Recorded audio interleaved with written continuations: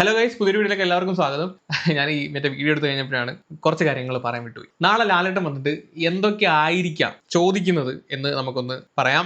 മെയിനായിട്ട് അനുമോൾ പൊരിക്കൽ എപ്പിസോഡ് വരാനാണ് സാധ്യത. ഈ 2 ദിവസവും അനുമോളെ പൊരിക്കാൻ വേണ്ടിയിട്ടുള്ള സാധനങ്ങൾ അനുമോള് തന്നെ ആദ്യത്തെ ഒരു 3 ദിവസം കൊണ്ട് ഒപ്പിച്ച് വെച്ചിട്ടുണ്ട്. ഒന്ന്, നെവിന്റെ മുഖത്ത് നോക്കി നിന്റെ മുഖം കാണുന്നത് തന്നെ അറപ്പാണ് എന്ന് മൾട്ടിപ്പിൾ ടൈംസ് വിളിക്കുന്ന ആ ഒരു സാധനം. രണ്ടാമത്തെ കാര്യം, നെവിന്റെ അമ്മുമ്മയ്ക്കും അപ്പൂപ്പനും അനുമോള് വിളിക്കുന്നത്. അനുമോളുടെ ലാംഗ്വേജ് അത് മിക്കവാറും എടുത്ത് പറയാൻ സാധ്യതയുണ്ട്. ഈ നെവിനെ ആണെങ്കിലും അക്ബറിനെ ഒക്കെ ആണെങ്കിലും ബോഡി ഷേമിങ് ചെയ്യുന്ന രീതിയിൽ പല വാക്കും അനുമോൾ അതിനകത്ത് വിളിക്കുന്നുണ്ട്. പിന്നെ നെവിനും അനുമോളും തമ്മിലുള്ള ഫുഡിനടി മിക്കവാറും ഇവർക്ക് കൊടുക്കാന്ന് പറഞ്ഞ എക്സ്ട്രാ കുറച്ച് ഐറ്റംസ് ഉണ്ടല്ലോ, ഈ മുട്ടയും പാലും ഒക്കെ, അത് നിർത്താനുള്ള എല്ലാ സാധ്യതകളും കാണുന്നു. കാര്യം ഫുഡ് കഴിച്ചിട്ട് എല്ലിൻ്റെ ഇടയിൽ കയറിയിട്ട് തോന്നിയാസം കാണിക്കുമെന്ന് പറയും. അത് ആ നെവിനും അനുമോളും തമ്മിൽ ആ ഫുഡിന് രാത്രി കിടന്ന് ഉണ്ടാക്കിയ അടി വെറും നാണംകെട്ടടിയാണ്. വെറും നാണംകെട്ടടി, എക്സ്പെഷ്യലി നെവിൻ വെറും വൃത്തിയായിട്ട കളി. അതെന്താണെങ്കിലും എടുത്ത് സംസാരിക്കും. ഇത് കഴിഞ്ഞിട്ടാണ് വീണ്ടും അനു ആൻഡ് അക്ബറിന്റെ ഇഷ്യൂ. ഈ കാര്യം സംസാരിക്കുന്ന സംശയമാണ്. കാര്യം കുൽസിത കാർഡ് കീറി അതിനെപ്പറ്റി ഇനി മിണ്ടില്ല എന്ന് ലാലേട്ടൻ പറഞ്ഞതാണെങ്കിൽ പോലും ഈ ബസ്സിനകത്ത് നിൽക്കുന്ന രീതിയിലാണ് അക്ബർ അനുമോൾ എടുത്ത് നിന്നത് എന്നുള്ള ആ ഒരു വൃത്തികെട്ട സാധനം, ആ ഒരു സാഗറേലിയസ് ജാക്കി പരിപാടി എടുത്ത് സംസാരിക്കാൻ സാധ്യതയുണ്ട്. ചിലപ്പോൾ ലാലേട്ടൻ നാണം ഉണ്ടായതിന്റെ പേര് ചിലപ്പോൾ സംസാരിക്കാതിരിക്കാനും സാധ്യതയുണ്ട്. പക്ഷെ അനുമോളുടെ ആ ഒരു വൃത്തികെട്ട പരിപാടി അത് ചൂണ്ടിക്കാട്ടണം. അത് ഈ സീസൺ തുടങ്ങിയണം തൊട്ട് അനുമോൾ ഛർദ്ദിക്കാൻ തുടങ്ങിയതാണ്. ഈ മാതിരി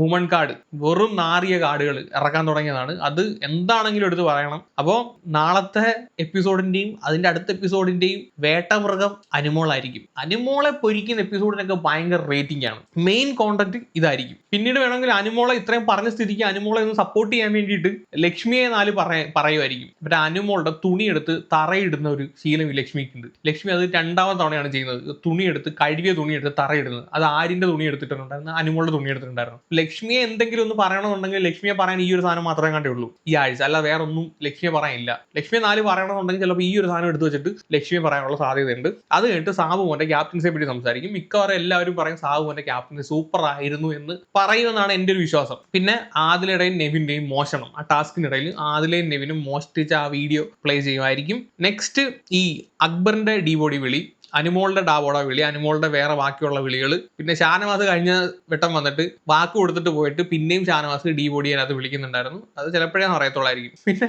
എടുത്തു പറയുന്ന ഒരു കാര്യം ഉണ്ടായിരിക്കും, അനീഷിനെ ജയിലിൽ വിട്ട കാര്യം. അതെന്താണെങ്കിലും എടുത്തു പറയും. അനീഷ് ജയിലിൽ കടന്ന് അനീഷിന്റെ ജീവിതം മടുത്ത്. ഈ വട്ടം കണ്ട് 5ാമത്തെ തവണ കണ്ടാണ് അനീഷ് ജയിലിൽ പോകുന്നത്. പിന്നെ ആര്യന്റെ ആ ഒരു അൺഫെയർ ഗെയിം, ആര്യൻ ഈ ഒരു കാർഡ് ചിരണ്ടി നോക്കിയോ ഇല്ലയോ എന്നൊക്കെ മേ ബി ചിലപ്പോൾ വീഡിയോ പ്ലേ ചെയ്യാനോ, ഇവൻ ആ ഒരു കാർഡ് എടുത്തിട്ട് സോഫയുടെ ഇടയിലൊക്കെ ഒളിപ്പിച്ച് വെക്കുന്ന ഒരു സാധനം ഉണ്ട്. അതൊക്കെ എടുത്തിട്ടിട്ട് ആര്യനെ ഒന്ന് കൊടയാനുള്ള എല്ലാ സാധ്യതകളും കാണുന്നുണ്ട്. അത് കൊടയും, ഉറപ്പായിട്ടും കൊടയും അത്. പിന്നെ ഷാനവാസിന് കൊടുത്ത സീക്രട്ട് ടാസ്ക്, അത് പറഞ്ഞ് ചിലപ്പോൾ ഷാനവാസിനെ ഒന്ന് പുകഴ്ത്താനൊരു സാധ്യതയുണ്ട്. കാര്യം കഴിഞ്ഞ ആഴ്ചയിൽ അത്രയും പറഞ്ഞു വെച്ചിട്ട് പോയല്ലേ. അപ്പോൾ ഈ ആഴ്ച ഒന്ന് പൊക്കി അടിക്കാനുള്ള സാധ്യത കാണുന്നു.